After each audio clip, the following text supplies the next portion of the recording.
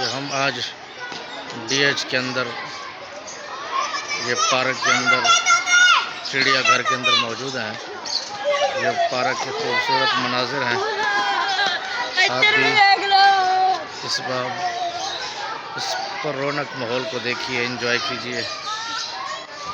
और इसके अंदर सारा निज़ाम मौजूद है। हम भी इसके अंदर शरीक हैं और ये सारी चीज़ें छोटे छोटे मौजूद हैं। ये आप देखें, मोहतरम कारी साहब आपको हम सैर कराते हैं। ये देखें, आपके साइज का तोता ऊपर करे, ऊपर ये बैठे, ये बैठे ऊपर करे, ऊपर आपके कद जितना तो पूछोड़ा है उसका। हाँ वाह जी वाह, दूसरा भी आ गया। आपको इससे बड़ा है, आपको देखने के लिए इसकी आपको देखने के लिए ये वाला है। इसके करीब करें, इसका मुंह देखें, मुंह इसका आपको देखने के लिए आए।